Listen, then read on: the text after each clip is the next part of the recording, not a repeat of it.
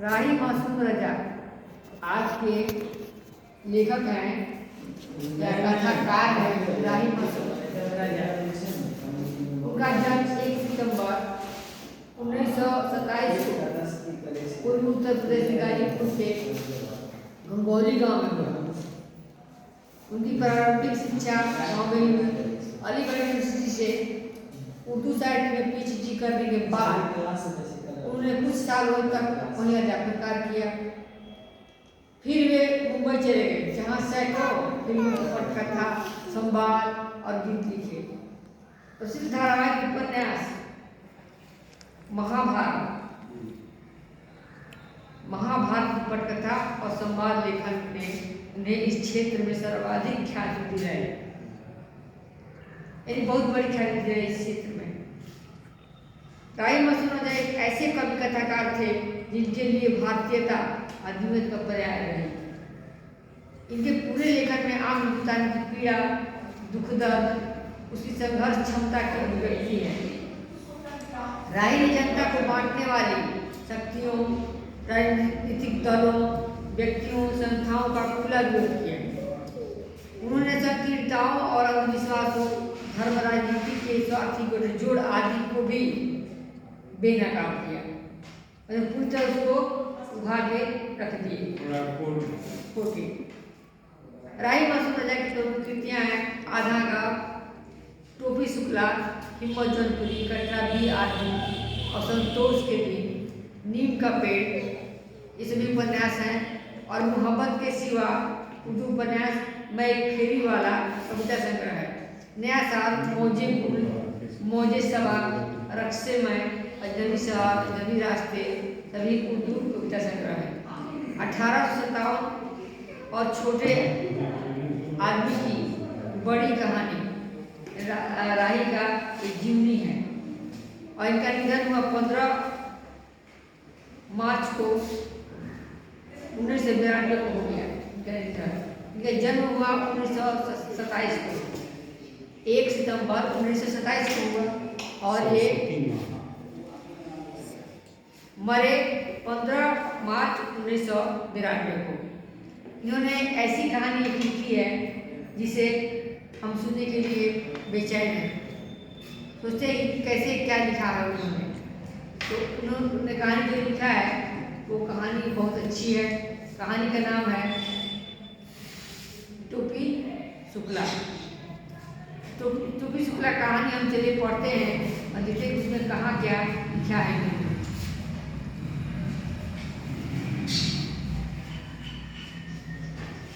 टोपी शुक्ला।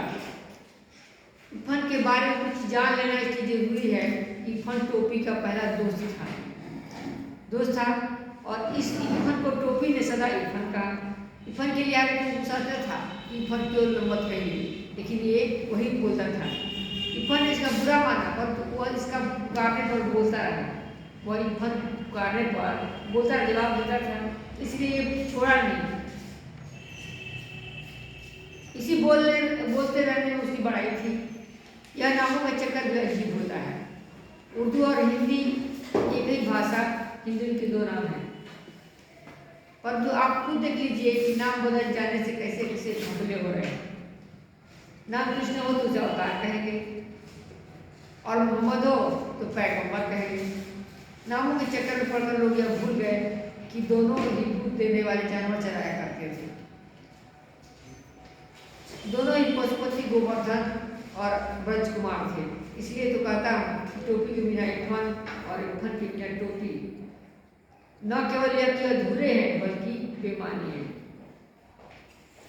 इसलिए इरफान के घर चलना जरूरी है और फिर घर जाता है देखता है कि कैसे कैसे वहाँ फूल खिल रहे हैं। तो इसीलिए इरफान के घर चलना जरूरी है। यह देखना जरूरी है कि उसकी आत्मा के आंगन में कैसी हवाएं चल रही हैं और परंपराओं के पेड़ पर कैसे फल आ रहे हैं। चलता है इरफान के घर। इरफान के घर में क्या हो रहा है दिखाना है उसको ले लो। तो इरफान की कहानी बहुत लंबी है परंतु हम लोग टोपी की कहानी पर सुन रहे हैं, इसलिए मैं इरफान की पूरी कहानी नहीं सुनाऊंगा बल्कि केवल उतना ही सुनाऊंगा जितनी टोपी की कहानी के लिए जरूरी है। मैं इसे जरूरी नहीं जाना, मैंने इसे जरूरी नहीं जाना कि इरफान के बारे में आपको कुछ बता दूं, क्योंकि इरफान आपको इस कहानी में जगह जगह दिखाई देगा, वो जगह जगह खुद ही दिखाई देगा, आपको कहने की जरूरत नहीं है। न टोपी इरफान की परछाई है और न इरफान टोपी की, ये दोनों दो आजाद व्यक्ति हैं।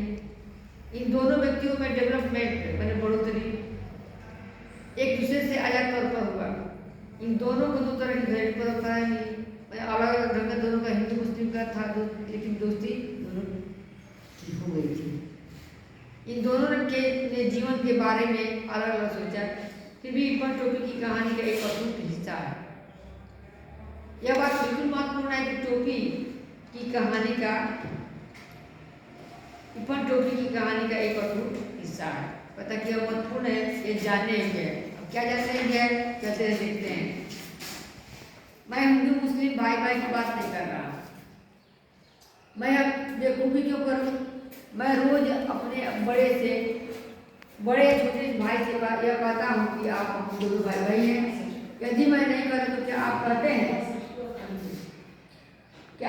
आप अभी नहीं कहते बड़े छोटे भाई को कहे रोज कहेंगे कि आप भाई भाई हैं, आप भाई भाई नहीं कहेंगे। हिंदू मुसलमान अगर भाई भाई है तो कहने क्या क्या जरूरत, अगर भाई भाई हैं तो कहने क्या जरूरत, यदि नहीं है तो कहने क्या फर्क पड़ता है।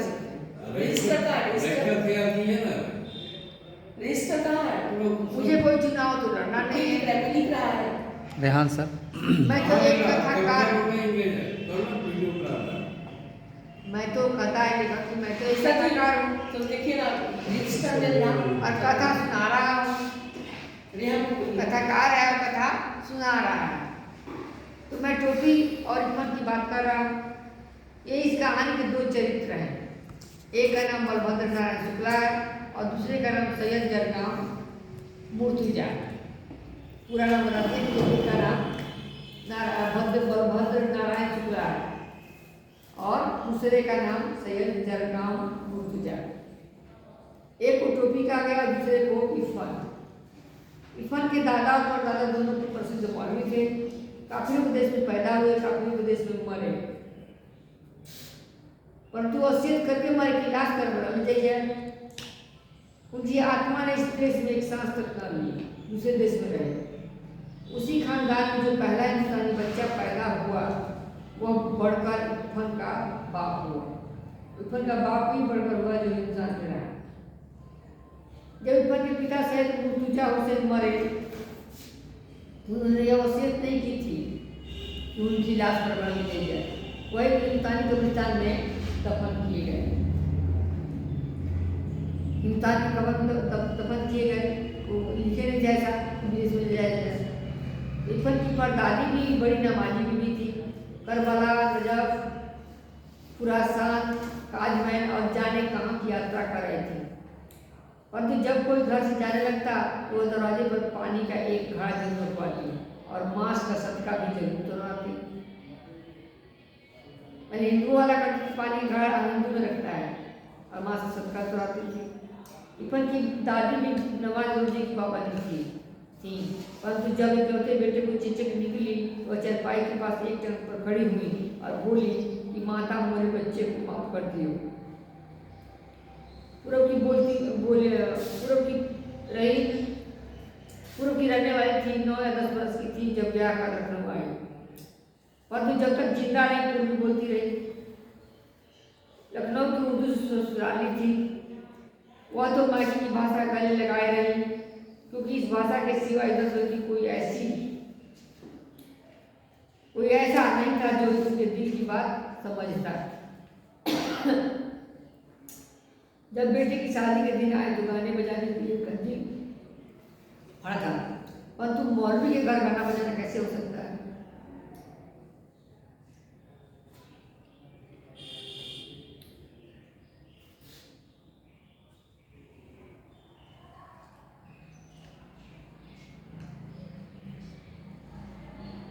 जब बेटी के साथ दिन आए तो गाने बजाने के लिए कंजी फड़ा था, परंतु मौलवी के घर गाना बजाना कैसे हो सकता था।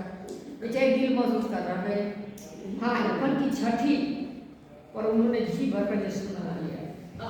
इरफान की छठी जब हुई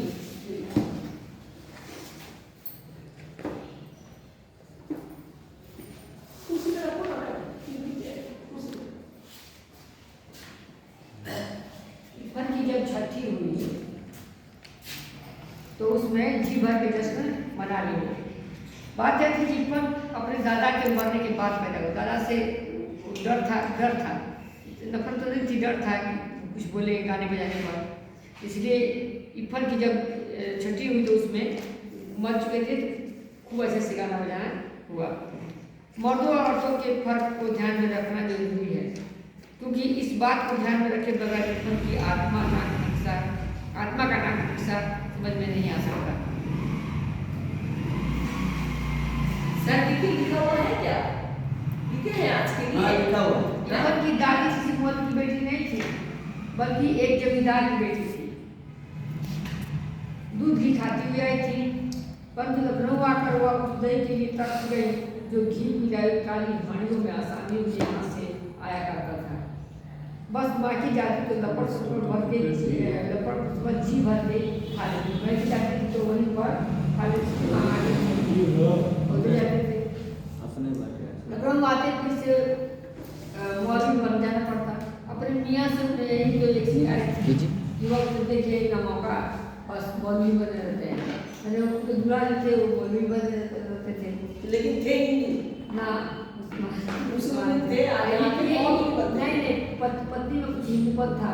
अच्छा। लोगों की बेटी थी, हालांकि भी थे मुसलमान। अच्छा, लेकिन मौलवी बनने का क्या इच्छा था उसका? काहे ऐसा इच्छा हुआ? वहाँ का माहौल ऐसा था। लखनऊ में माहौल अच्छा था, माहौल के चलते लखनऊ का माहौल अच्छा था। अच्छा, वही की बेटी थी। ससुराल की आत्मा बेचैन रही, जब मरने लगी तो आत्मा बेचैन रही ससुराल में। जब मरने लगी तो बेटे ने पूछा कि लाश करवा ले जाएगी या तो बिगड़ गई। बोली कि ये बेटा जौनपुर से हमारी लाश ना संभाली जाए तो हमारे घर भेज दियो। उनको अब ये याद रह गया था मरते समय, उनका घर लखनऊ में नहीं है। कहाँ था? कराची घर चला गया, पाकिस्तान में बता कराची को सेकंड लंदन कहा जाता है। वहाँ का जो फैशन है लंदन जैसा है। हम लोग पढ़े थे अफसाना में, छोटी में।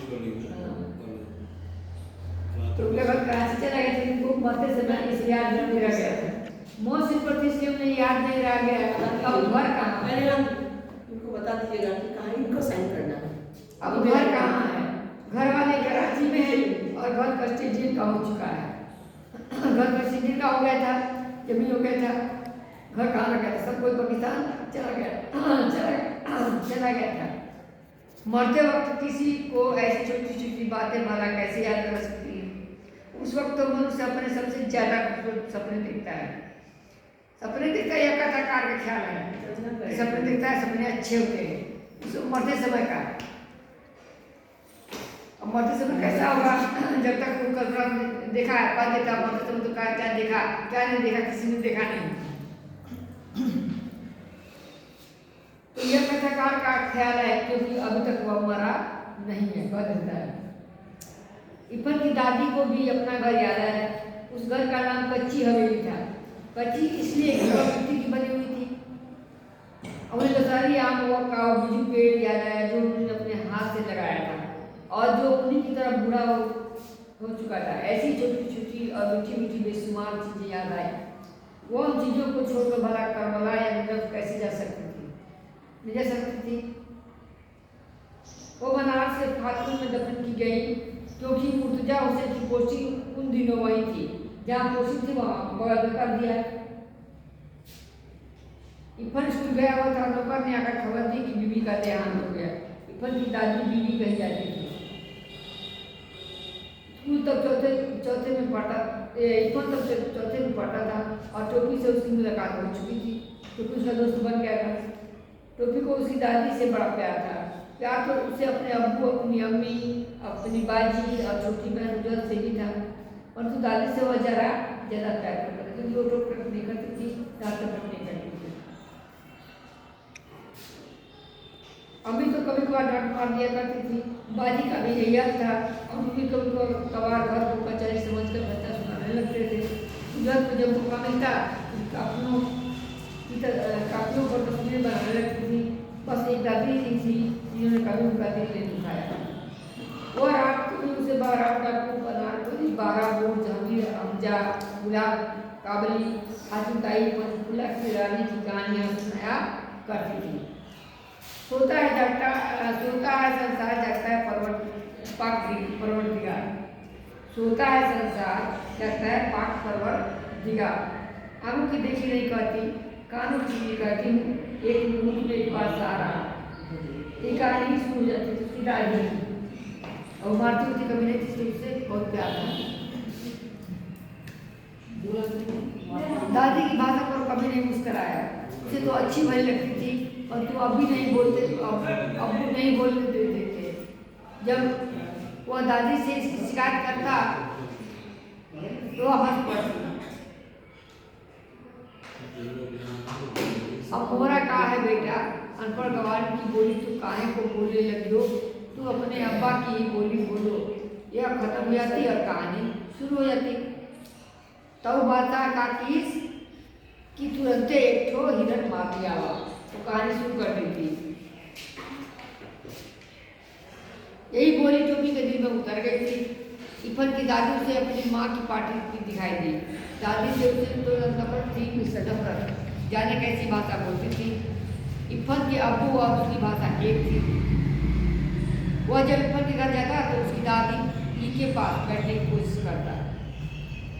इफन अम्मी और बाजी से वह बातचीत करने की कभी कोशिश ही न करता। दोनों अलबत्ता उसकी बोली पर हंसने के लिए उसे छेड़ती, पर तो जब तक बात बढ़ने लगती दादी बीच बचाव करवा देती। तय काहे को जाते उन सबन के पास मुँह पिटावे को झाड़ू मारे, वो बोलती दादी कि तय काहे को जाते उन सबन के पास मुँह पिटावे को झाड़ू मारे, चल इधर आ। लेकिन इसी में इतना प्यार होता था, इतना डांट में इतना अपनापन सब कुछ भूल जाता था और चुपचाप उनके पास चला जाता। तो तेरी माँ क्या कर रही है? दादी हमेशा यहीं से बात शुरू करती। पहले तो वह चकरा जाता कि अम्मा क्या होता है, फिर वह समझ गया कि माता जी को कहते हैं, पुजारी की माता जी को अम्मा कहते हैं। यह सब उसे अच्छा लगा। अम्मा वह इस शब्द को दूर की डली की तरफ बुलाता है। अम्मा अखलाक रहमान आलम नहीं डॉक्टर भृगु नारायण शुक्ला नीले तेल वाले घर में भी 20वीं सदी की प्रवेश कर चुकी थी।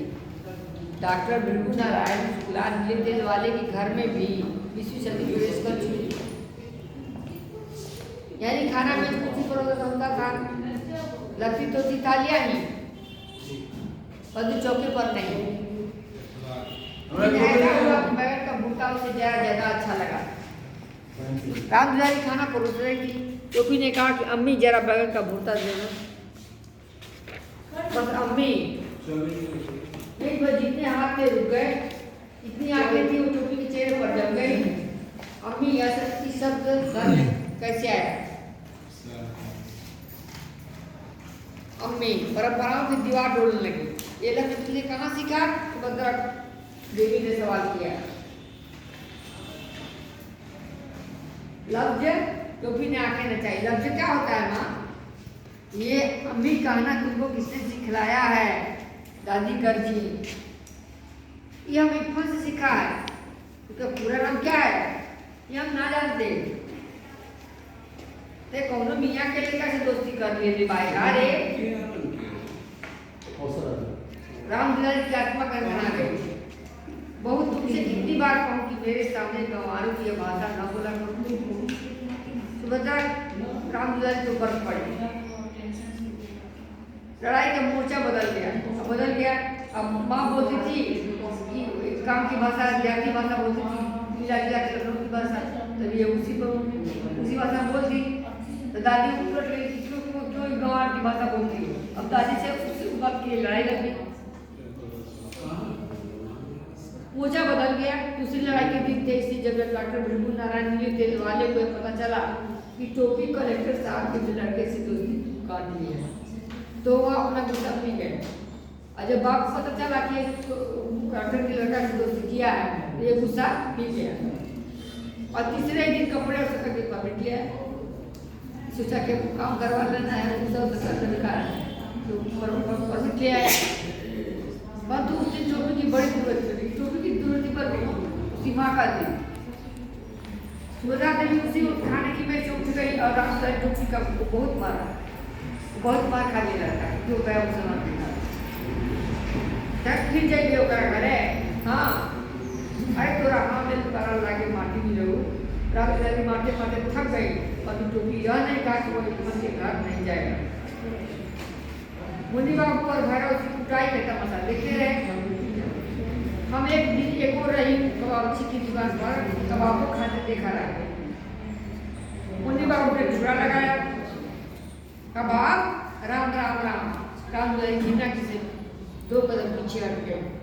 मुन्नी की जो भी मुन्नी की तरफ देखने लगा तो भी मुन्नी की तरफ देखने लगा क्योंकि ये सुरेख जब थी टोपी ने मुन्नी बाबू को कबाब खाते देख लिया था और मुन्नी बाबू ने उसे एक करने रिश्वत दी थी।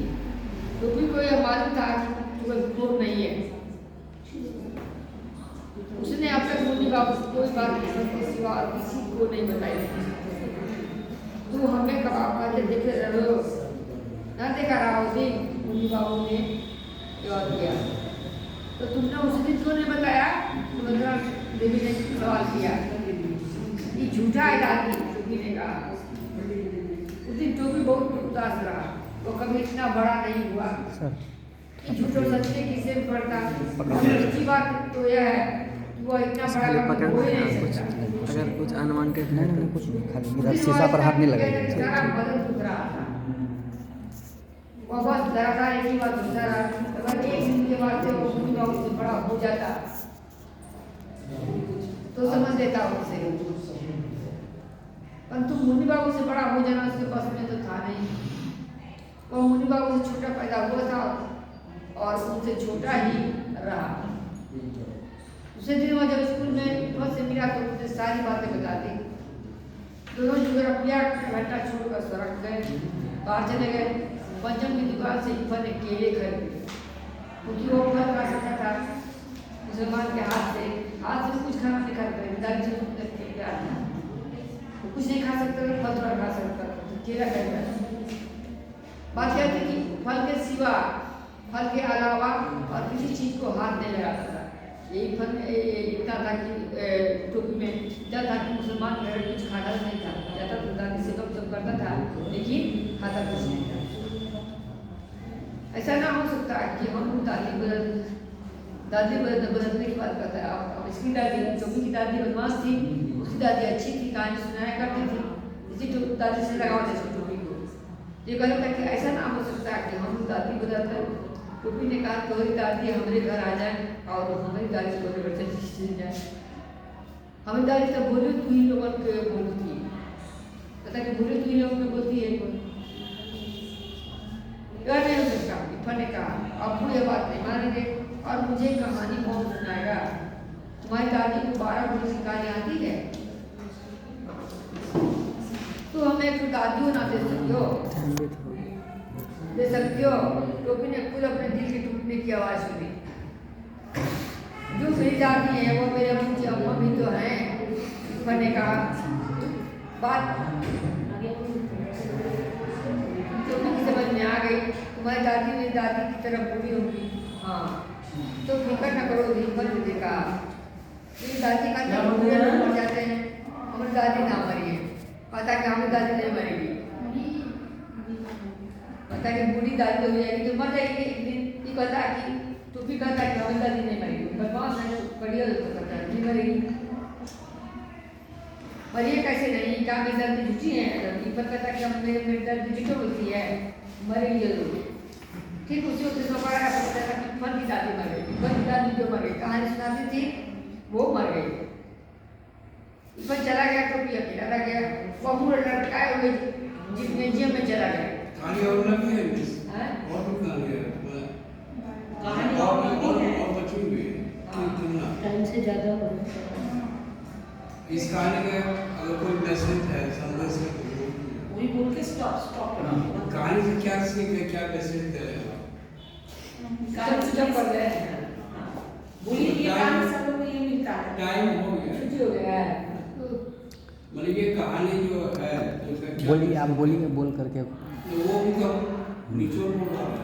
ऊपर चला गया, टोपी अकेला रह गया, अपन तो उलट गया, जिम्नेजियम में चला गया।